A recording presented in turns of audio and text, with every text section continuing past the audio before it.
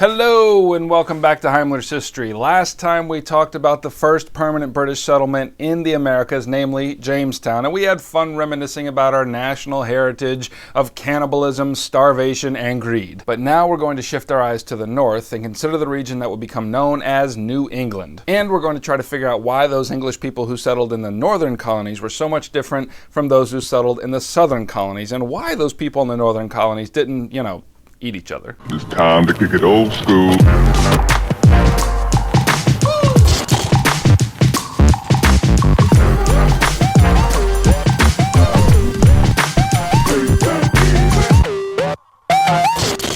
Now, the folks who settled in New England were not the shifty, money-grubbing charlatans that we met in Virginia. The northern settlers came to establish a society in which Christ was king and they could worship freely according to their consciences, and these folks were known as the Puritans. Now, the Puritans were English Protestants, which is to say, not Catholic, and they had this religious zeal to purify the Church of England from all of its Roman Catholic influences. And they were deeply influenced by the Swiss reformer John Calvin, and thus they were known as Calvinists. And one of the things it meant to be a Calvinist is that they were convinced from the pages of Scripture that God brought all things to pass, which was a doctrine known as predestination. But there was a little contingent of folks within the Puritans known as the Separatists, and when they looked at the Church of England, they thought it was hopelessly corrupt beyond all purification, and so they wanted to, wait for it, separate from the Church of England. Now, King James I did not like the Separatists, and he harassed them to no end.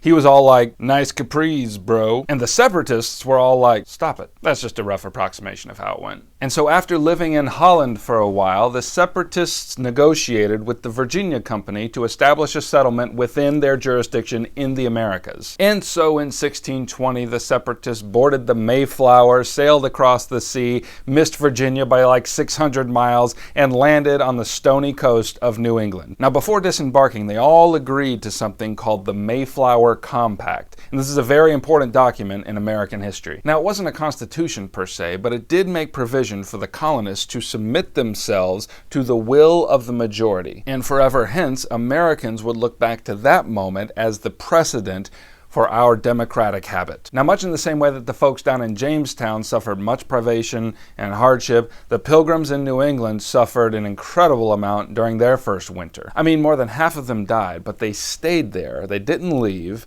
and they were rewarded for their perseverance with bountiful harvests the next fall. A few years later, this colony was officially named the Massachusetts Bay Colony. And over time, many more pilgrims got stuffed onto ships and they arrived in New England, and things got better with each passing year. For the most part, these colonists all shared a common purpose, which was preached to them by their governor, John Winthrop. In a famous allusion to the Gospel of Matthew, Winthrop preached to the colonists, "We shall be as a city upon a hill," which is to say a society under the lordship of Christ, which will act as a beacon to all other societies. Now, that worked for a while, but afterwards not so much, but we'll save that for another lecture. All this to say, the New England colonies began to thrive primarily because they emigrated as families, established family-based farms, and enjoyed a diversified economy that relied not only on agriculture, but other forms of commerce as well. And it's important to understand the difference between the Chesapeake colonies and the New England colonies.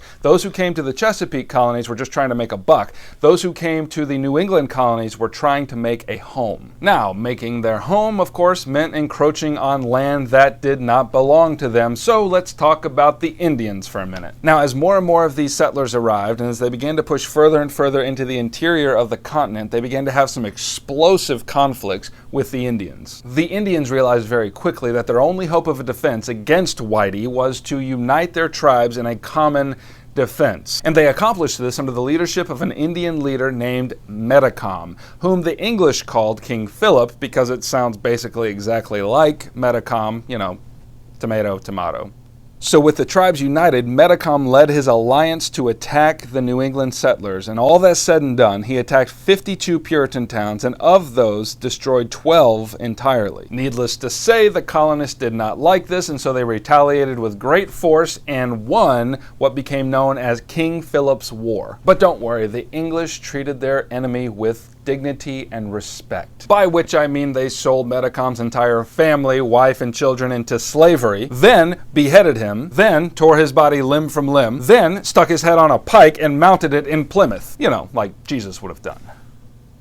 Anyway, the colonists had a lot of skirmishes with the Indians, but let's go back to the Massachusetts Bay Colony. It's important for you to know that the Massachusetts Bay Colony established many precedents. Among the most important of those precedents was that every free man was given a say in government affairs, provided that he was a member of a Puritan congregation. Now, this was very progressive for the time, but we shouldn't confuse it with democracy. In fact, the Puritans believed that most people were just idiots and incapable of governing themselves, so it was more of a representative government in which the free men elected governors and officials to rule over them. The Massachusetts Bay Colony eventually became known as the Bible Commonwealth because it had a reputation for fidelity to the scriptures, which I can imagine old John Winthrop responding, "Yes."